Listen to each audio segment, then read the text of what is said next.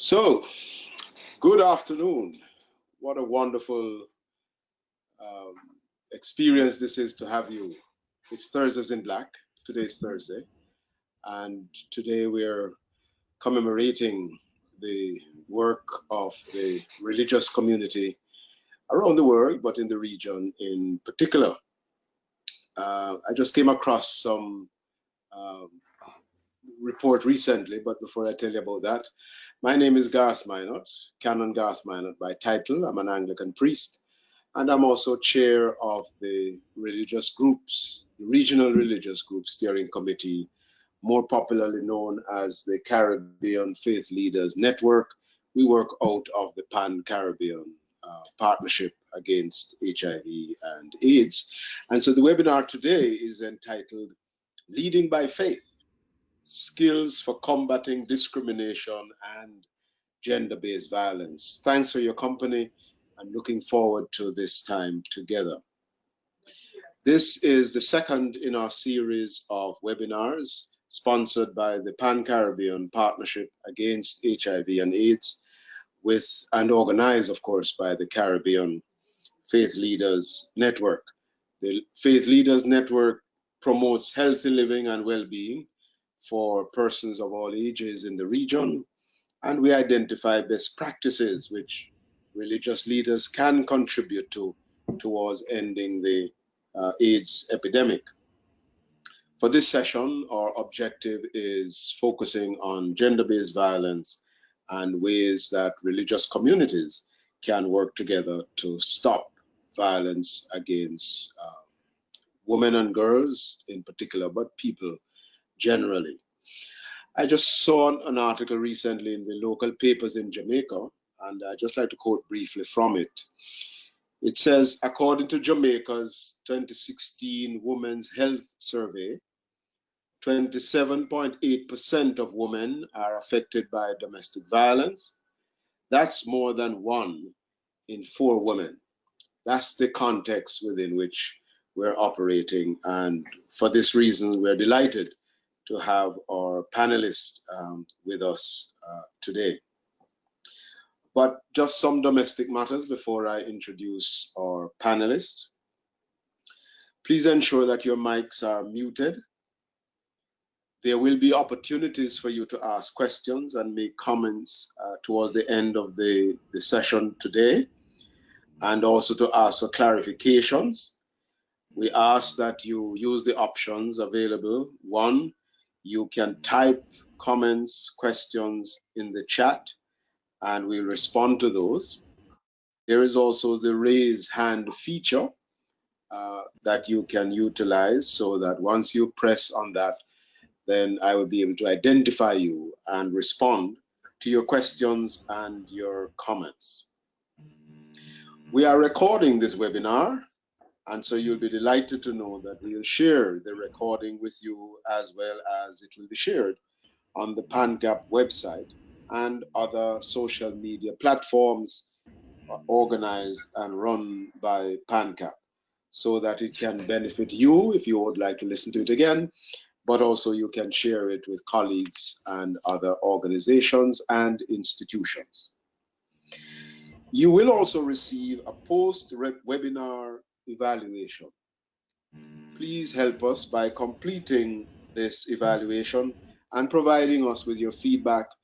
We would like to hear from you as we seek to improve on this series going forward. We strive to improve the webinar experiences, and these will help faith leaders in the region to shape the relevant content that we need to include in future sessions. So without further ado, let me introduce our illustrious speakers for today's webinar. It will be a webinar with a difference in that normally you'd have lecture presentation, question and answer. This one is framed slightly different. It's more like a conversation, really. And so you are part of the conversation. Welcome. And we're delighted to have you as part of the conversation. And so in a little while, you will be invited to be more proactive in the conversation. Help me welcome, therefore, our illustrious ambassador for the region, Reverend Nikki Ashwood. She's program executive, Just Community of Women and Men at the World Council of Churches. Of course, she's seconded from the United Church in Jamaica and the Cayman Islands. By way of background, she's former Education in Mission Secretary for the Caribbean and North America Council for Mission, where her pan-Caribbean mindset was strengthened by the intentional collaboration of mission and ministry between Dutch, English, and Spanish member churches in the region. Once described as a rebel without a cause, Reverend Nikki has always had a passion for upending gender justice, especially gender-based violence, and uses this passion to fuel her work at the World Council of Churches. This includes collaboration with churches and other ecumenical partners to challenge sexual and gender-based violence through the Thursdays in Black campaign, which I mentioned earlier. So once again, Reverend Nikki, glad to have you and looking forward to your very engaging conversation. Before I introduce Reverend Harriet, just to say that we have a quiz question that we want you to respond to. It will be posted, and so you'll be invited to respond to it. It's in a multiple choice format, and so we invite you to respond to that. Secondly, I'd like to, there you go, that's the quiz, and so we invite you to respond to it. Secondly, I'd like to apologize for the moderator, who obviously can't be here, Patricia Donald Phillips. She had committed to, and she really wanted to be part of this discussion, but for urgent matters, she has had to withdraw at the last minute. I'm not second best, but I'm happy to be serving in this capacity, facilitating this dialogue.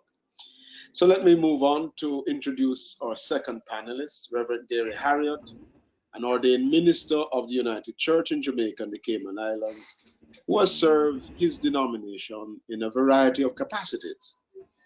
He is also former General Secretary of the Jamaica Council of Churches, former Secretary to the Jamaica Umbrella Group of Churches, a well-known and respected clergy in Jamaica. At present, he chairs the Jamaica HIV and AIDS Religious Group Steering Committee, and is the minister of the Vice Charge of the United Church in Jamaica and the Cayman Islands. And drum roll, he is now moderator-elect of the United Church in Jamaica and the Cayman Islands. So without further ado, over to our illustrious panel.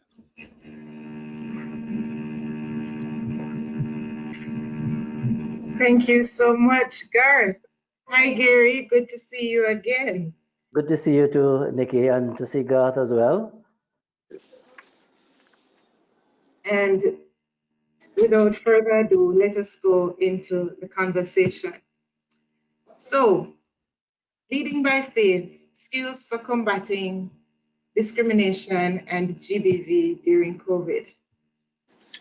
I want to start our conversation, Gary, with a couple of definitions. In particular, from my end, I'd like to speak to gender-based violence. And I know that we're going in a very weird order because normally you speak to violence first. But I want to start with gender-based violence because it is the hot button topic of the year. And especially as we move into the 16 days of advocacy and activism, people want to know, what exactly is this? It is a term that describes any harmful act, including threats and coercion, and these days even grooming, that is perpetrated against someone's will. And just for the record, if you are below the age of consent, that which is done to you or encouraged for you to do is considered against your will, and it is based on socially ascribed, usually gender differences between males and females. It is a serious, oftentimes life-threatening global problem affecting women, girls, boys, and men. Also members of the vulnerable LGBTQI+ population. Please note, 1 in 3 women experience gender-based violence during her lifetime.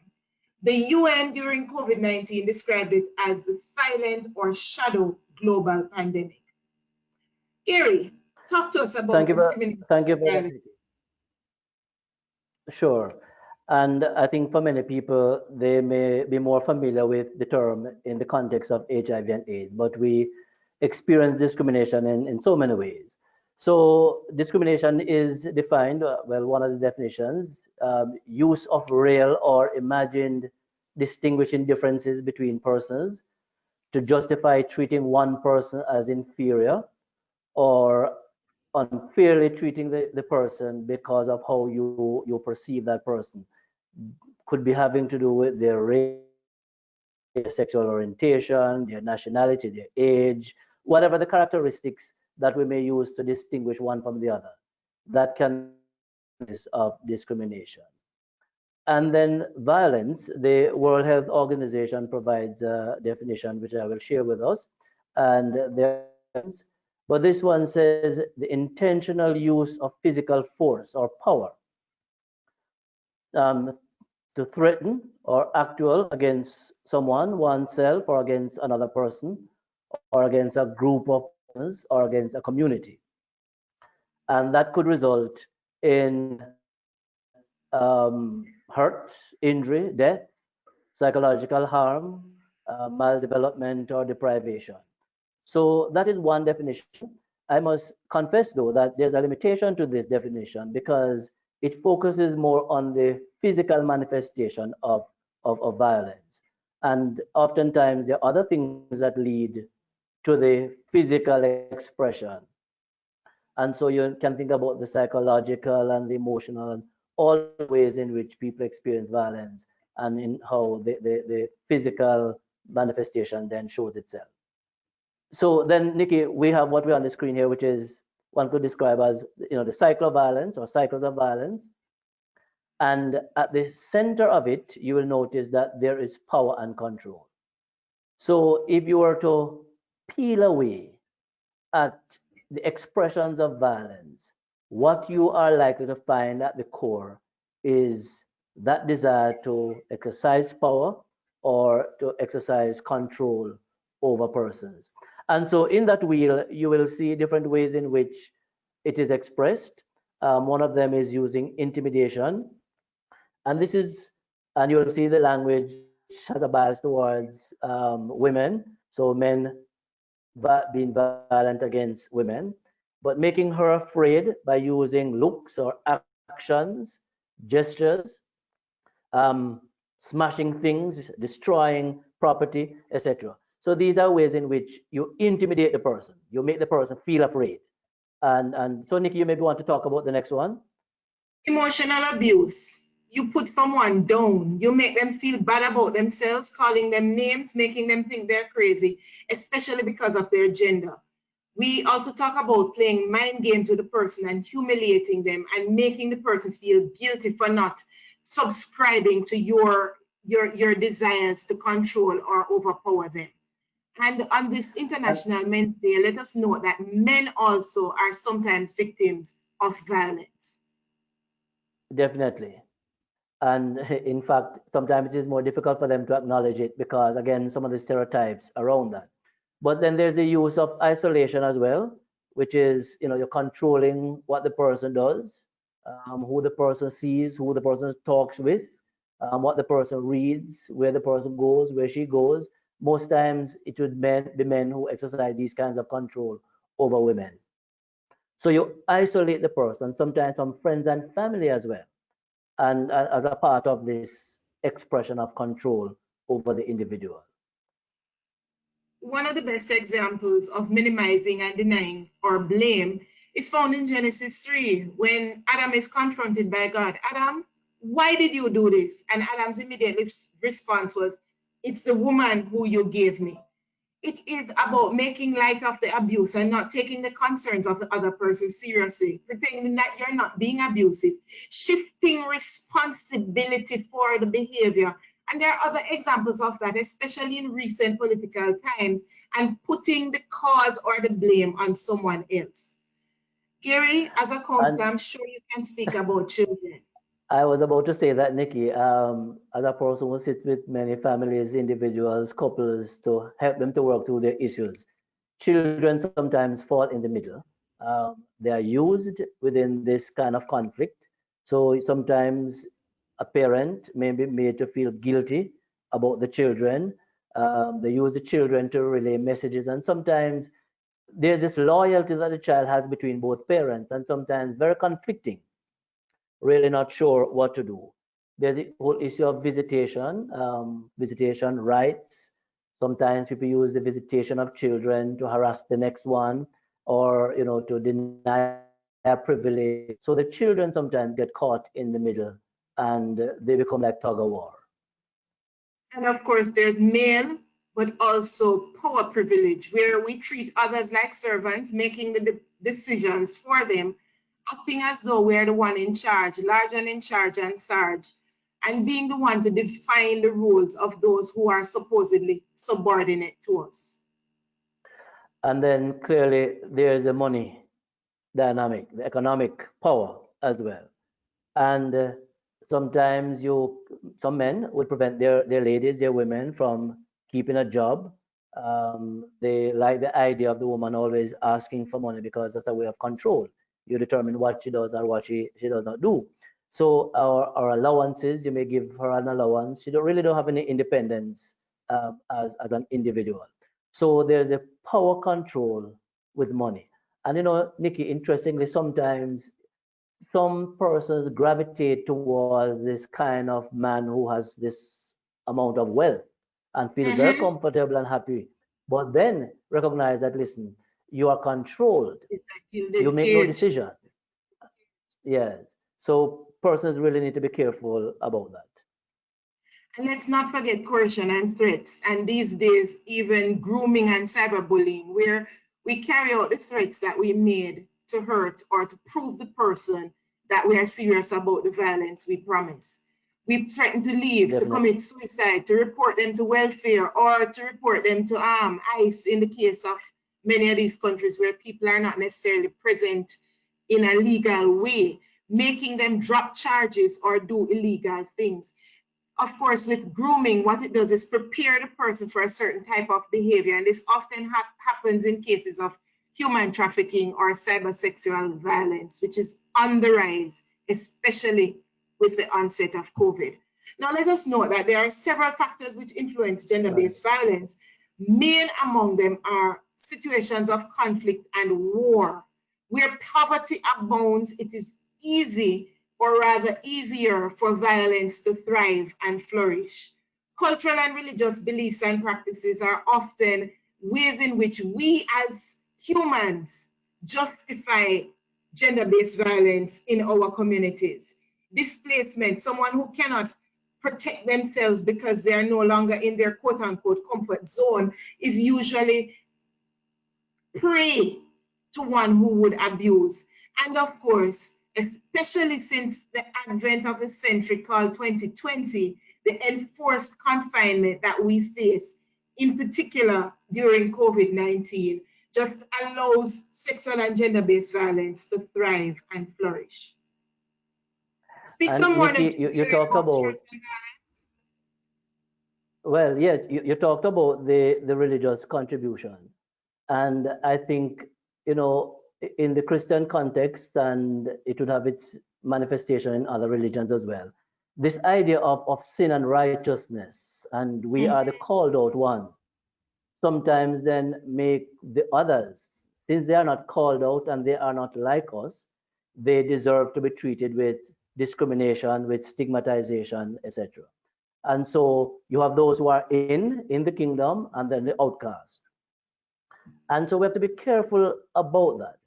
Our history and our culture, those are also factors that help to shape what we now describe as gender-based violence, the expressions of stigmatization and discrimination. The whole idea of the self, some of these negative experiences of our history and culture have made us have poor value of ourselves and how we treat with others. And I mean, in this our setting, we could think of so many stories and manifestations of these outworkings of these history of negative past that, you know, it is just amazing. Ain't that the truth?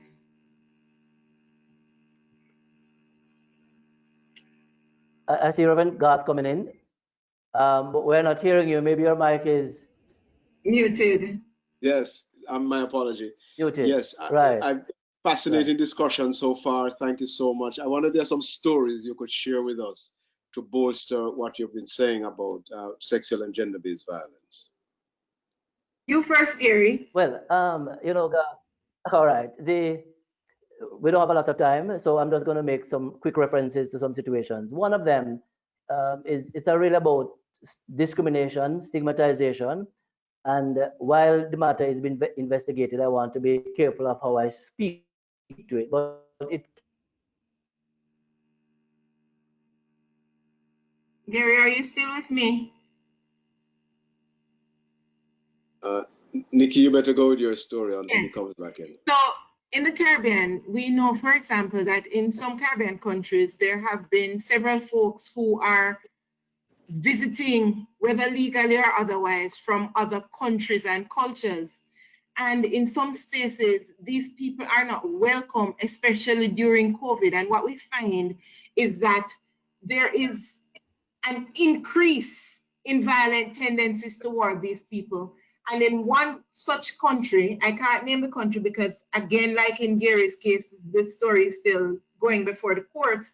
People were so abusive that the church was invited to come in and create safe spaces for the persons to protect them from the harm and danger. You will also note, folks, that I have a picture on the screen of two young ladies who are armed and dangerous. And they're also properly dirtied out in such a way that you would get the feeling that they are guerrilla warriors. These are not guerrilla warriors. On this World Toilet Day, November 19, I wanted to lift up the story of girls in South Sudan who, because of the war situation and the prevalence of violence in Sudan, are obliged to take arms with them to show that they are willing and able to protect themselves from predators in the 1 or more mile journey between home and where they would go to get water. So the next time we use the bathroom, we drink water easily, let us remember that there are those who don't have it as easily, and they are having to worry about their well-being, especially in these COVID-19 times. Gary, are you back with me? We don't seem to have him. right. I don't know. Well, Can you hear me? Yes, we can hear you. Right. Right. Sorry, I lost connectivity a while ago. It's a bit windy here, so Okay. I lost the connection. Sure. So I missed what you had said, Nikki, but I also I just wanted to shared know. my story, time for yours. Right. Okay. Yeah. Well, you know, in Jamaica as well, we have a number of situations of intimate partner violence. Sometimes where a woman is killed, sometimes the children are killed, sometimes himself as well. But then I heard a very interesting one the other day, which was a lady turned up to the police station to report abuse she was experiencing in this period of curfew. And when she got to the police station, it was unbelievable that she reported that the police officer said it is curfew, so she's supposed to go back home. And I just could not believe that. Well, thank God, senior police officers were interviewed on the matter, and they said no, COVID or no COVID, curfew or no curfew, the police has a responsibility to take the report. So we really just hope that more of our colleagues and those who serve to protect will understand their role in protecting persons who are in need of their care. Wow, that one is hard. That one is really rough.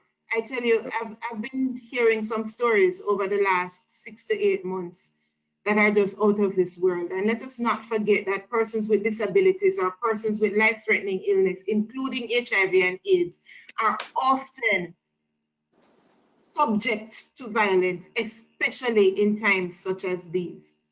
We hear of stories, horror stories, where almost entire counties of students in different countries turn up pregnant, and no one seems to know how they got pregnant. So they're more concerned about whether the government is allowing them back to school, and no form of retribution or punishment being put toward the person who impregnated these underage girls.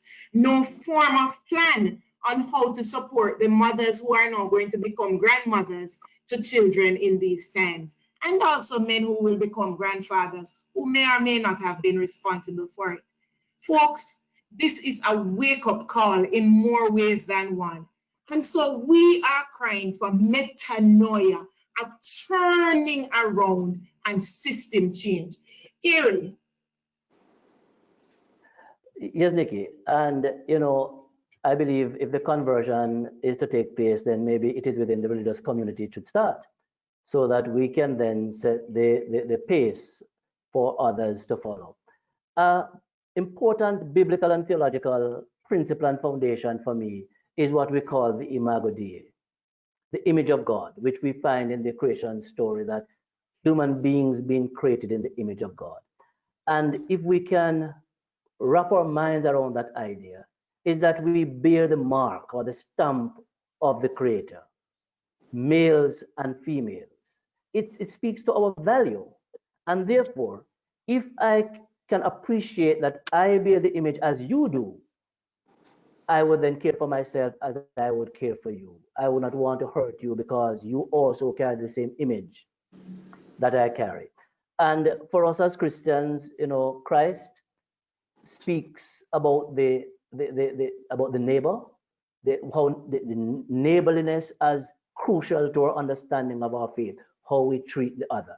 And we see the examples of Jesus, always open to include those who, under normal circumstances, would have been left out. So us as Christians and church, and I'm sure that the other religions can find other images or other illustrative points that they can use from their faith to galvanize a response from the religious community, how we reach out to the nobodies in quotation or the outcast.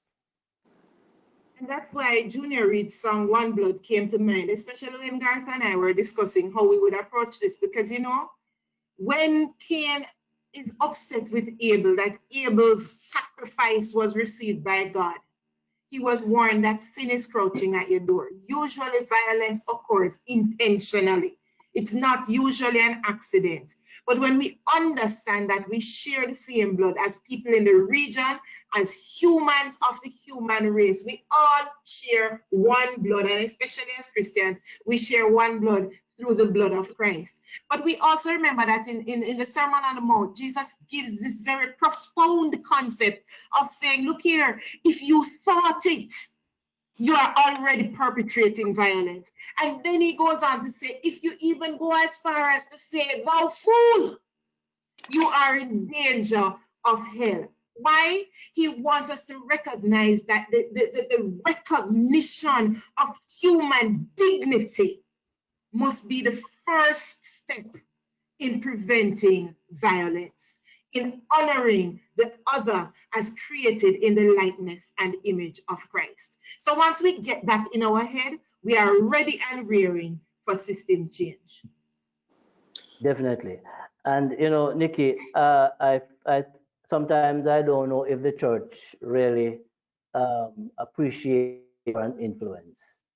That the church is strategic in terms of resources, in terms of connectivity with people. We are where people are on the ground.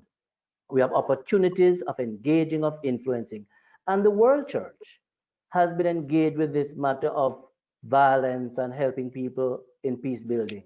You would know that the World Council of Churches, for instance, had the Decade to Overcome Violence, and that which it culminated with the International Ecumenical Peace Convocation that took place in Jamaica in 2011.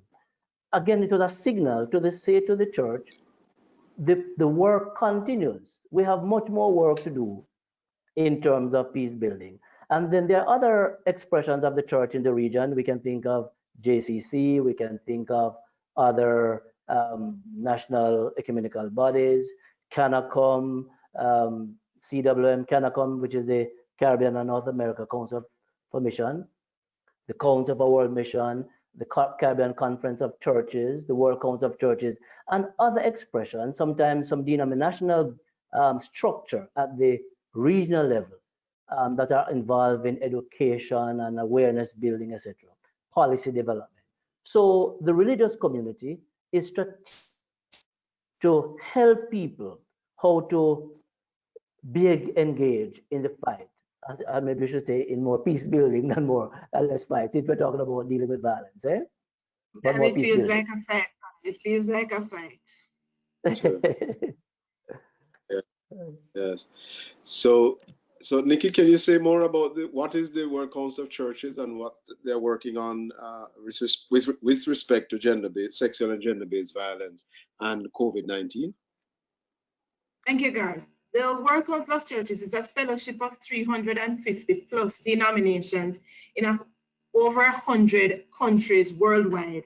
And together we're working to address issues that are pertinent, contextual, and relevant to the church today in relation to the church that we are called to be in Christ.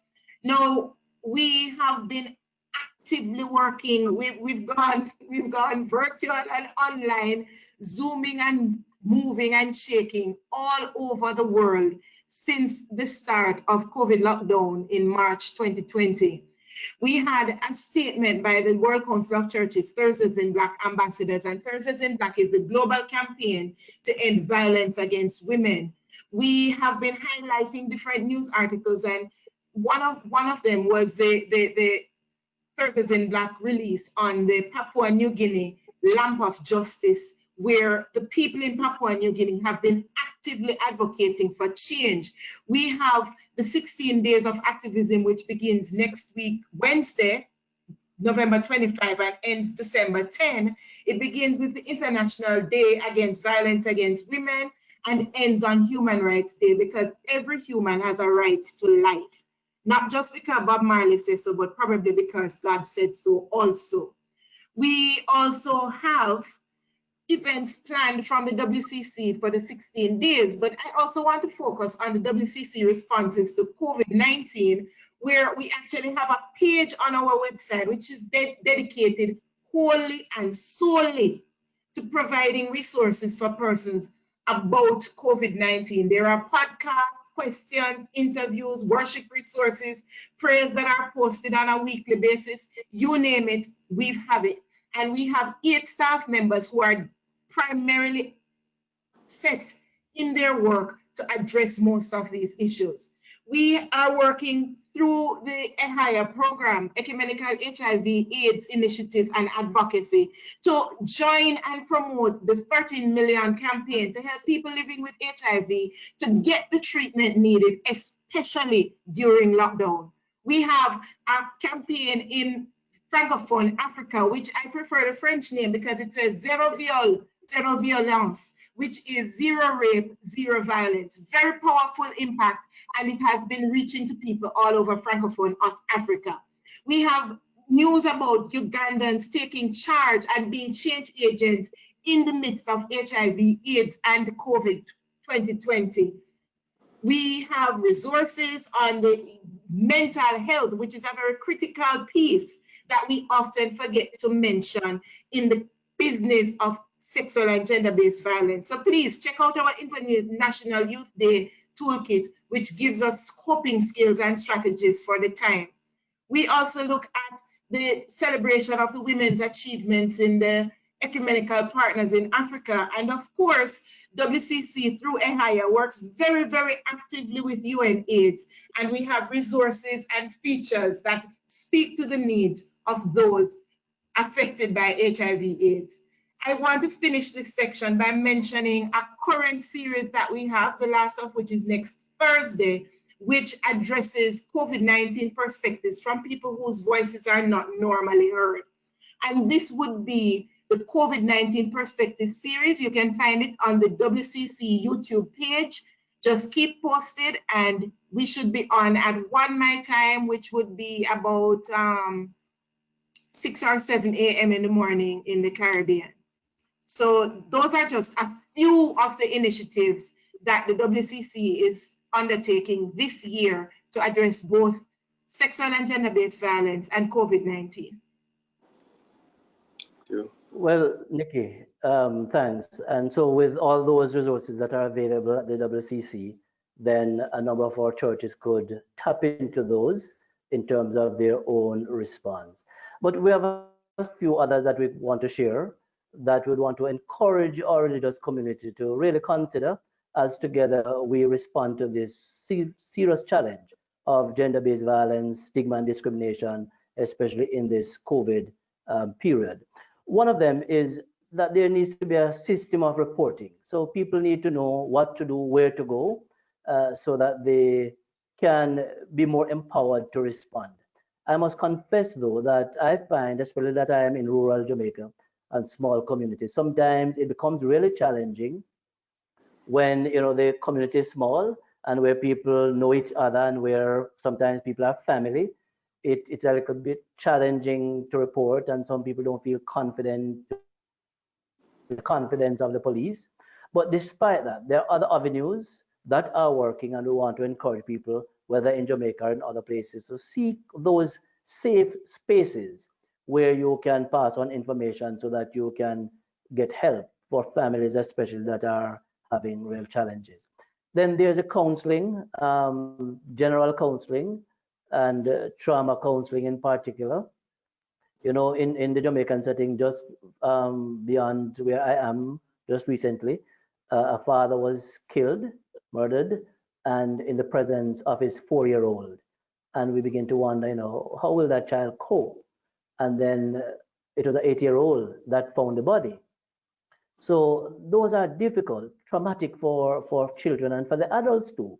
And so how can churches equip more of our laity so that we can have these kind of first responders to help people to deal with, trauma events, etc. Then, there's food. With this COVID, people are locked down, people's income, many people have, the incomes are cut, resources are limited. And so again, how faith communities, I know some of that has been going on, but how more of us can be organized to really find out where the needs are so that we can respond in more significant and tangible ways to families. The thing is, Gary, even though we're under COVID conditions and there's need for physical distancing, we need to make available spaces for people to use as shelters if they are in need of somewhere to disappear. People need safe spaces. And as long as they know that I cannot move, I cannot run, I cannot hide, the violence gets continued. We also need, as you said earlier, to provide training of trainers, such as the Women Human Rights Advocacy training that was completed last week with WCC and several of our counterparts all over the world. And what we do is help folks to know what are the mechanisms in place, both faith-based and secular through the UN, for example, and help folks to figure out how to maneuver through these to ensure that the help that is needed is provided. We also need to provide folks with resource material.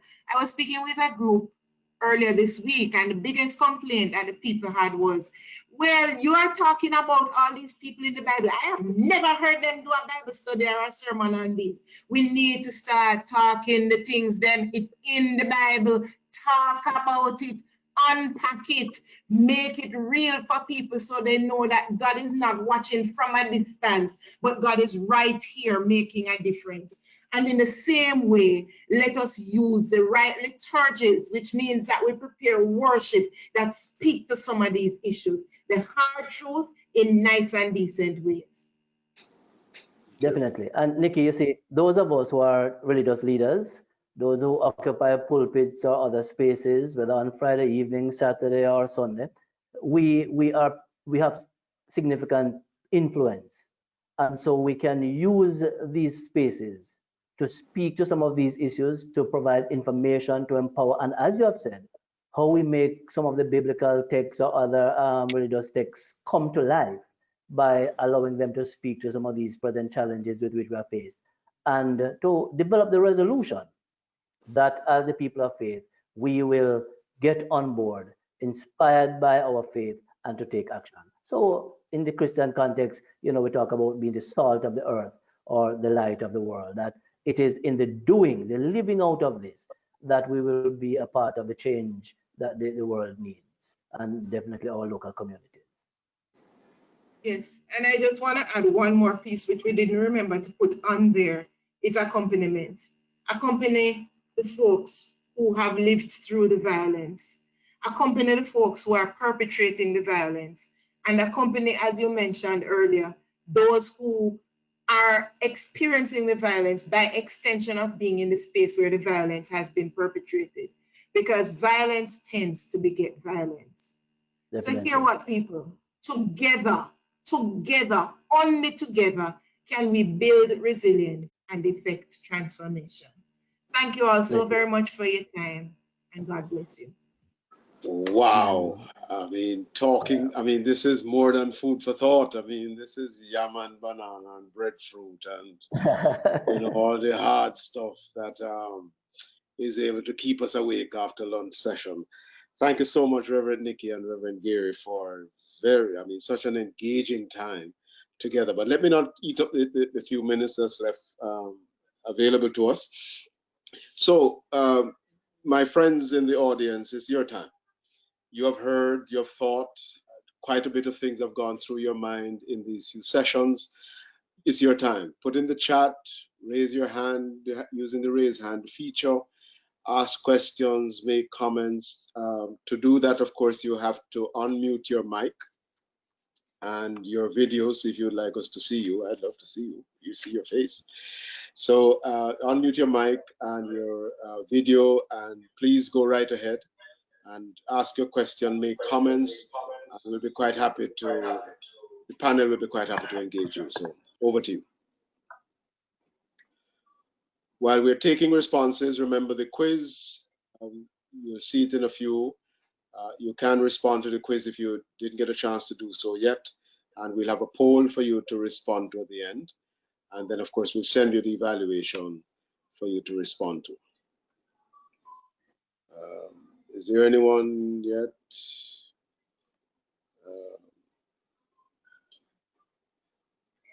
Please remember to unmute if you're going to speak, to make a comment or ask a question. Hello, good afternoon. Good afternoon. Good afternoon. All right. My name is Colleen Fraser and I'm from Guyana. Sure. I am also a social worker. And I'm also currently another student of the University of Guyana doing a program Youth and Community Development. But as I listened to the presentation this afternoon, I'm also a Christian as well.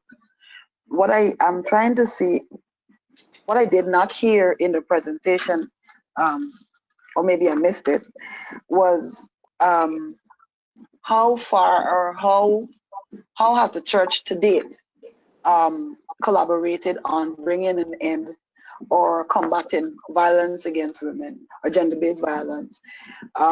Because lots of times we hear about violence that is perpetuated towards women, but we hear few or little about violence that's perpetuated against men, because society sees men as the ones who carries out the violence, but there are also women as well that is part of this. And I heard the other reverend say that we can use the pulpit to talk about this, but the thing is, how much of that is currently being done? Sure. And what is the evidence of that being effective in the various congregations across? Right. Thank you very much. I don't know that. Yes, thanks for the question and the observation. And yes, I agree. And in fact, at the beginning, I made a point about the narrowness of the WHO definition in terms of violence as physical, because sometimes that is the kind of end of the process of violence, if you want to think of it that way. And men are more likely even though in the Jamaican context, and I'm sure elsewhere, women have been known to be the ones to carry out physical violence against men. It happens. And I have listened to interviews here in Jamaica, and men, because of the gender stereotype, it is more difficult for men to come forward to say that they are being beaten. But also, I think that some women exercise other kind of violence.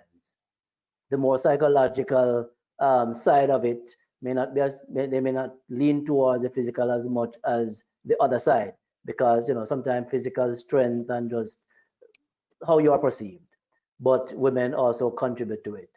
I think that one of the ways in which churches have been involved and maybe need to deepen our response is how to help people to have good relationships. Some churches, for instance, a number of churches would have family week, or some of them will have couples ministry or singles ministry. They have these kind of ministries, men's fellowship or women's fellowship, these groups. And within these spaces, some of it would take place. I do not know that we have any data to say, this is how far we go and this is where it is happening. But I can say, based on my own knowledge, that I know it happens. I have had the opportunity of speaking in different spaces, my denomination and other spaces, to speak to these issues. And interestingly, sometimes you get some response of happiness and to hear this information, because whether our leaders are not equipped or may not be comfortable to speak to it, but you find somebody who you can be associated with as a religious person who can speak to these things. And yes, the pulpit, it can be a wonderful place from which to exercise this. Again, we tend to maybe limit it to some of the special occasions like Mother's Day and Father's Day and Family Week and so forth. But I think we need to do more of that, and also to engage the younger generation, the youth population, in reflecting on these matters. Thank you. Nikki, you wanted to make a comment? Thank you. I wanted to add that, first of all, I would propose that we start speaking about the issues of violence, because you're saying you don't hear us talking about the men. If we're not willing to talk about violence from the pulpit, it don't matter if it's men or women.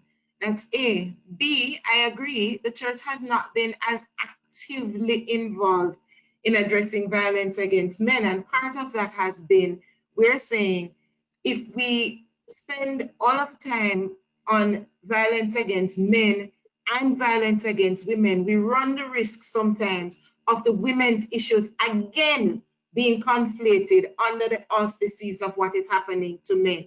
Because far often the one who is perceived as being in power overshadows whatever takes place. With that being said, we have been at the WCC and with some of our partners, including LWF and ACT Alliance, been doing some conversations, especially with folks in South Africa like Songe Gender Justice, talking about transformative masculinities and femininities. We've also been having some serious conversations with JCC over the years about how it is that we may infuse that in our conversations. And I know that was part of what the training program looked at UTC back in the days as part of the train of trainers conversations in addressing sexual and gender-based violence. Does this mean that we always get these addressed? No. But until we break the silence, it matters not which gender, because silence is silence is silence is silence. And in as much as a woman is not feeling empowered or enabled to speak about her situation, and women are more known as being victims, how much more so will it be in the cases of men? Good. Well, let's hear from Enrique Romero. He has a question or a comment. A question. Go right ahead, Enrique. Unmute your mic. Hi, good afternoon, colleagues. Good afternoon. I had posted a question on the chat, but nevertheless, I'll discuss. As you may, I think you may be aware, in early this year, the National AIDS Commission, along with in collaboration and support from PANCAP and the Human Dignity Trust, collaboration with the Human Development Ministry in Belize and the Special Envoy, championed what we we started off with was called an anti-discrimination legislation. And as we went along, it was changed to an equal opportunities bill because of all the connotation with anti being negative, and people right away say, oh, they're against something. What is it that they're against? No. So we ended up drafting an equal opportunities bill. We had consultations, countrywide consultations, but colleagues, the biggest opponents to the bill were from the churches, especially the evangelical churches in Belize, and that's after we had met with them on several occasions, and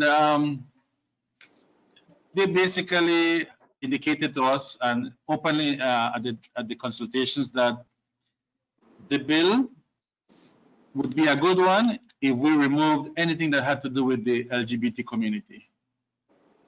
They were willing to support the bill. They believe in HIV and AIDS. They believe in pregnant women, in political victimization, and all other forms of victimization and discrimination, except anything that had to do with the protection of key and vulnerable populations such as the LGBT community. So my question is, because we need to re-engage, and because of this, the then government did not table the bill in the House of Representatives. So since we have a new government, we're hoping that we can re-engage them. But maybe from your experiences in the region, how do we go about striking that balance? Because in our view, an equal opportunities bill should afford equal opportunities to all, regardless of sexual orientation, race, religion, and you name it. But the church is saying, well, we will support if you remove everything that has to do with LGBT. So just want to hear some suggestions and so forth. Thank you very much for the opportunity. Thank you, Enrique. Nikki, Gary, word of wisdom? Well, we have to confess that the issue of sex is an issue for us in the region. So, I mean, in the Jamaican setting, when I was at JCC, and whether within the space of the wider church community, the umbrella groups of churches, whenever that subject matter comes up, it's a big issue. And I think we have to accept that, we're not where some other people are. And it is an ongoing conversation that we need to take place.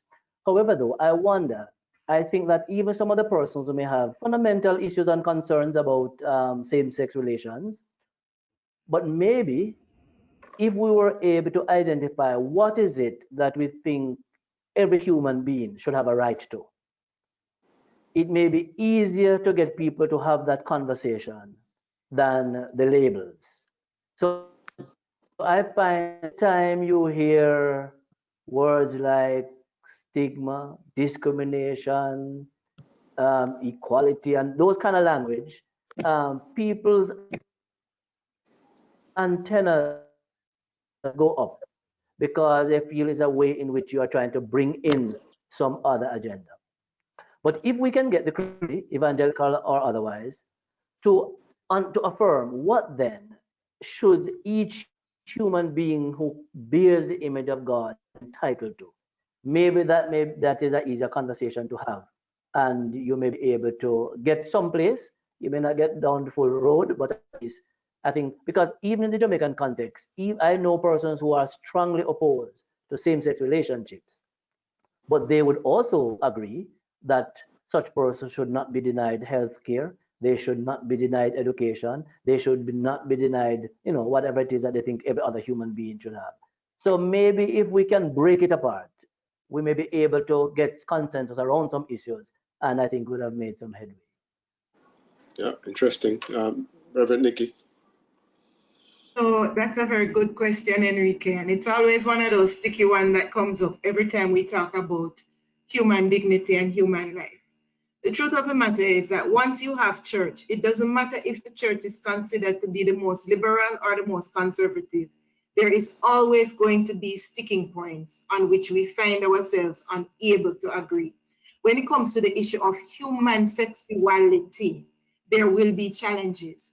One of the things I have critiqued us as church and us as church leaders about is this. We have the gift for feeling that we have the right to speak out against prostitution, sexual preferences, and anything related to sex, while being unwilling to speak about sex, the act of coitus. If we do not speak to our people about issues related to sex, how do we then find ourselves being the authority on speaking about things related to sexual and sexuality? Why am I saying this? If I am not willing to talk about what is supposedly normative and rational and right and good, how can I then stand up to say that what you are doing is bad or not? Let us start the conversation with learning about sex in a way, and I'm not now talking about teaching minors, but I'm saying let us have some conversations, some hard conversations about human sex acts and sexuality in order to be able to start saying what we do not believe, understand, and think Jesus believes and understands on the matter. Having said that, I would maintain that, look here, when you are on the road and you all are going to Kingston, there are some cars that are in front of others. When you are on the road walking and going to church, everybody's going to church. I'm talking your home congregation. But not everybody is at the same part on the road going to church. You have some early birds, you have some right on time, and you have some people who they reach. There was one in a church I know who used to reach 5 minutes before the benediction. Recognize that we're not all at the same place. Accept that we're not at the same place, and then go with what Gary says. Identify the things that we can agree on in ways that we can agree, and recognize that sometimes we're just not going to disagree. We're not going to agree. We're just not going to agree. Yep. In which case, thank you so much. We're coming up to Telford Lane for the next response. But yes, I agree. And in terms of legislation, because legislation, we can revise them. We can always go with the first version, and then we can improve on it later on. So I would suggest we still press along with the legislation, albeit maybe a first draft that we will get through in the first instance, and then over time we can always revise it to include other issues. But at no time should we compromise human rights issues. Those are non-negotiables. Telford Lane, you have an input. It's your time. Good afternoon, folks. Yeah, I am very interesting conversation. I think you guys have done well. I think this is just the shadow of the iceberg. There is so much more to be done. I smiled at first, just two comments. First, I smiled at the fact of one of the presenters saying that women see it as a control when she has to consistently ask her husband for money. As a developmental psychologist, I was counseling some folks, and that was the wife's complaint. The husband complaint was that, well, if when I want sex, I have to ask her, and do you know how humiliating that is? And so it became a really big issue. So I see your reaction, but you don't want to know what happened. I think it is funny how abuse works. The church is filled with people who have survived abuse and still surviving. And when you understand the dynamics of that, we know people who are abused tend to stay there. And so you become a religious leader, and because you want to save face, you continually live in abuse. There are pastors or church leaders that are abusing their wives, but you can't say anything because there's a status to maintain.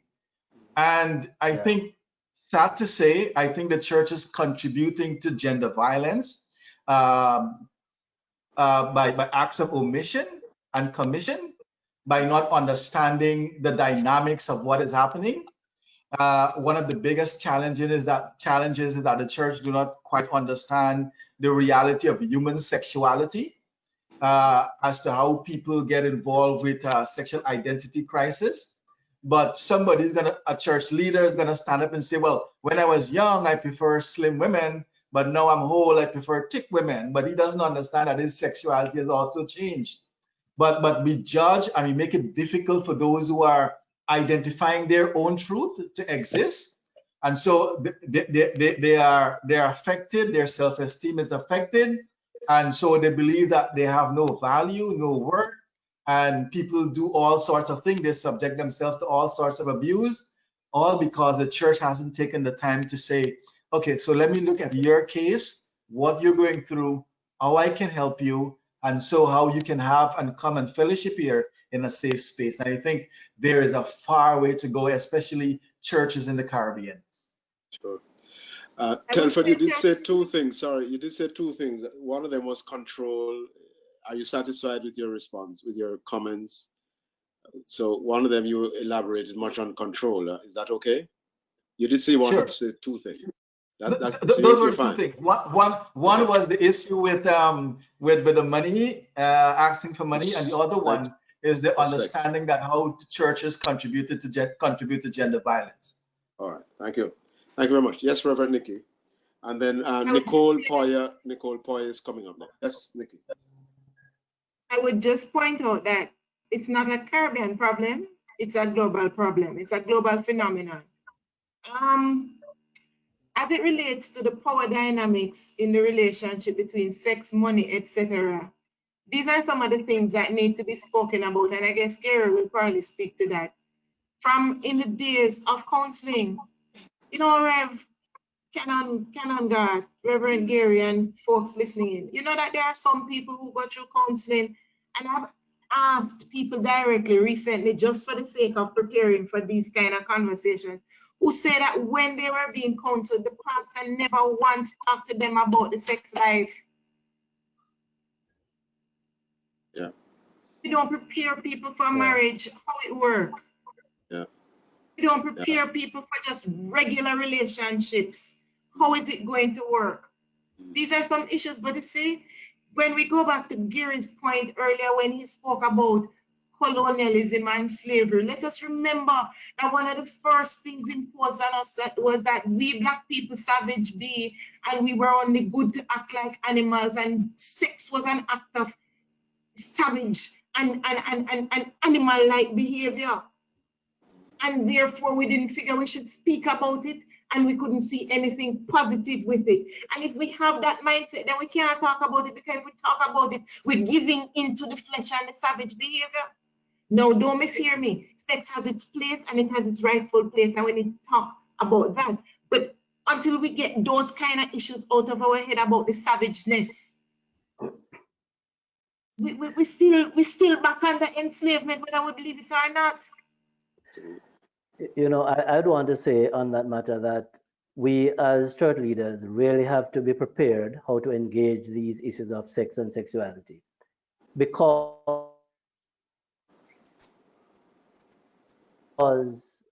many of our members are not where we think they were. They are reading, they are being informed, they are talking.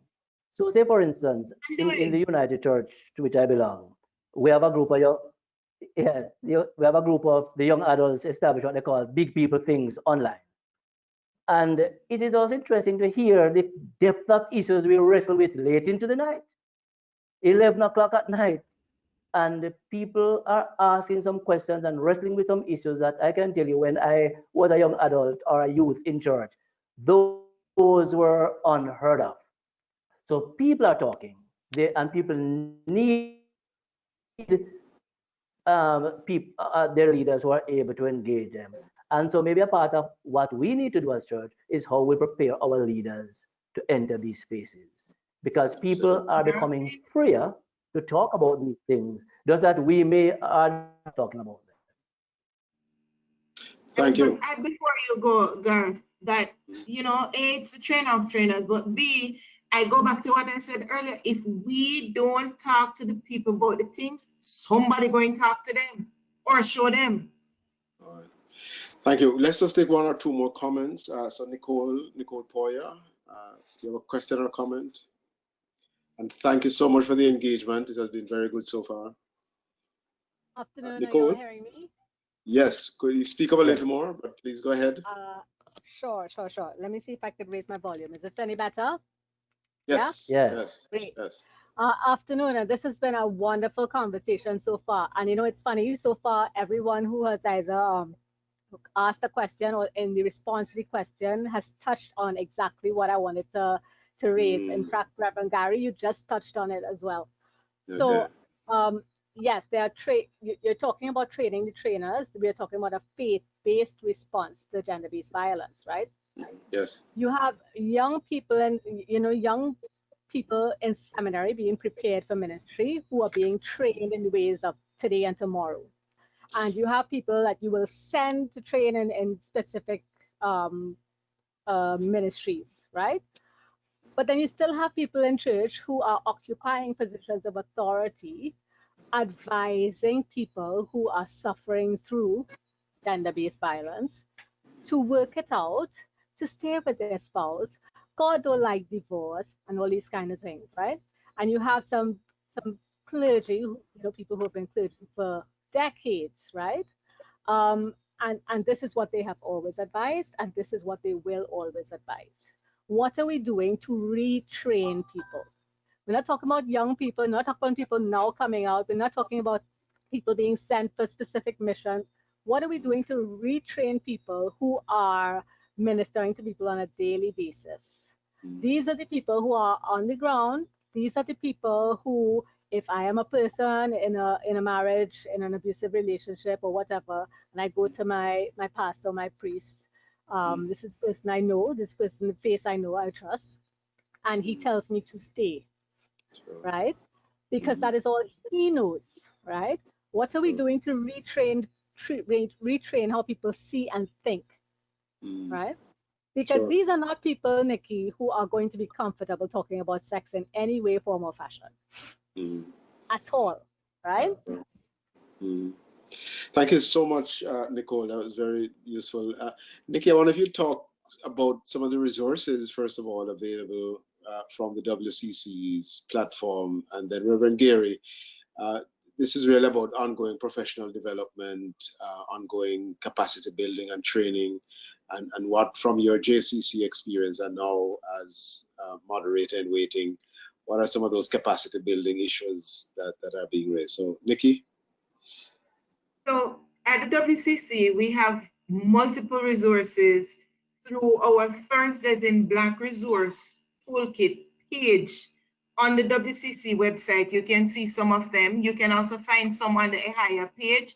We have our Healing Together series. We have training from the Tamar campaign. We have the Context to Bible Studies. We have a series of workshops that are almost always being run primarily through Just Community of Women and Men and the hire to address issues related to sexual and gender-based violence. We often ask that we get some of the old school and the new school when we have these workshops for us to break out the conversations.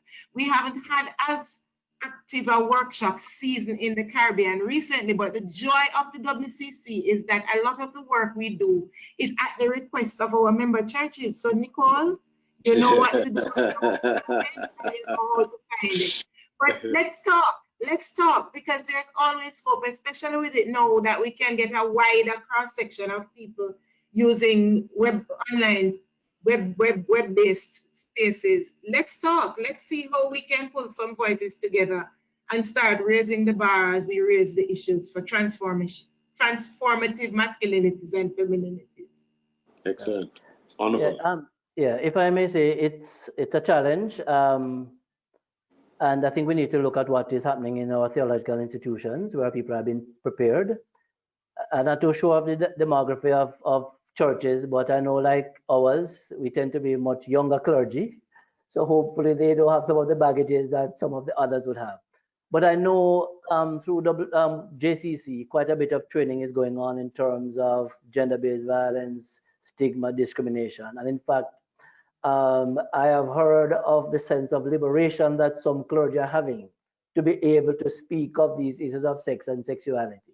So it is going to take a while. We were not there. Some people are evolving, and therefore, but we have to become more intentional in terms of how we equip people. I mean, I am able to speak the way I speak because of the training that I have benefited from and the opportunity to have been able to engage people. And I would advise that for others as well. The other thing I would say too is that we are in an age where information is much more available. And priests are just one source of information. Our clergy, people are looking elsewhere. And Sure. therefore, we also need to be able to point people to where other information is, where other reflection and text you can find. So, and where other decisions are being made about relationships. And I know that there are some people who were a part of some of these very conservative faith communities who don't share those views. And some of them have remained, others have left and gone to other places where they feel more comfortable.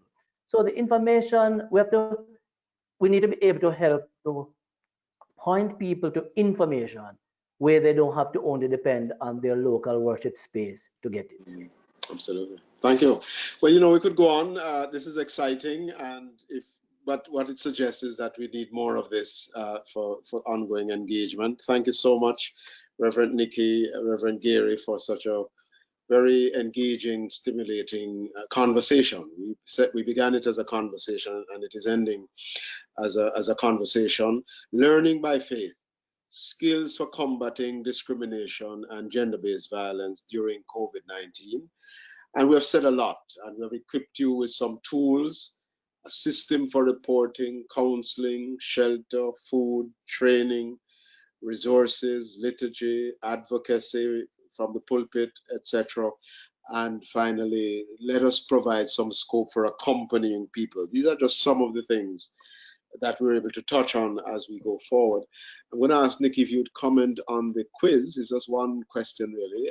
If we can see the quiz again, just for those who got a chance to respond to it, if we could comment on that. But just to remind you, so Nikki, can you comment on the? I can't actually see it. You can't actually see it. No. Okay, so it's so the results. Well, let me read the results then. Yes, thanks. So, gender equality on the basis of sex are rather fundamental human rights. Gender equality on the basis of sex are fundamental human rights. 100% of respondents indicated that that is a fundamental human right as gender equality. And I would add to that, Gareth, yes. that having said that, we do have a problem with all these different people that we place in the minority caption of our treatment. Excellent. Gender is only about women's rights. No comment on that, no response, quite appropriate. Gender equality is against biblical principles, no comment on that. Wearing a short skirt means a woman is asking for sex, no comment on that. So wonderful input here in terms of all bright people. We have all bright people on the platform, so this is a very exciting time. Thank you so much for the responses, participants. You've been very good. So we're going to ask you to complete the poll at the end. We're going to give you some time to complete that. And then, of course, the evaluation will follow by email. We're going to ask you to complete the evaluation, including recommendations on how we can improve future webinars. So we're very grateful to PANCAP for providing us with this platform, for WCC for allowing Nikki to come out and stay out late participating, and for Reverend Harriet for joining us. So this is International Men's Day. Big up the men, all the men on the platform. You know, so good to have you on today. And so my last comment, really, as we move forward through these COVID times, which would be very long. This is a long time. It's tiring, it's exhausting, and it's many more rivers to cross, as Jimmy Cliff says. But I came across some words from the scriptures, the Christian scriptures, in Philippians that I think is quite appropriate for us to bring this conversation to an end. It says, finally, sisters and brothers, whatever is true, whatever is noble, whatever is right, whatever is pure, whatever is lovely, whatever is admirable, if anything is excellent or praiseworthy, think about such things. But I want to take the liberty to add a paraphrase. Not just think about such things, but for heaven's sake, act on such things, and it will be transforming in its impact. Thanks again very much. This has been very exciting. We could go on, as I said, for a long time, but I want you to come back next time. So thanks again very much. And please complete the evaluation when you get a chance to do so. God bless you and have a good day. My pleasure. God bless you. Bless you. Take care now. Good. All good. Good. Okay.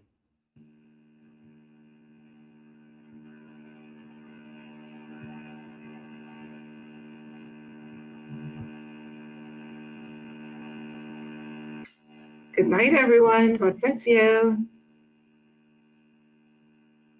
You're muted, Gary. Yeah, take care. It was good sharing company with you. I'm telling the attendees good night. All right.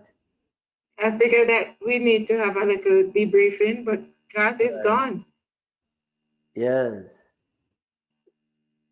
So I don't Timothy, know. what's the protocol? We just leave? He may be gone too.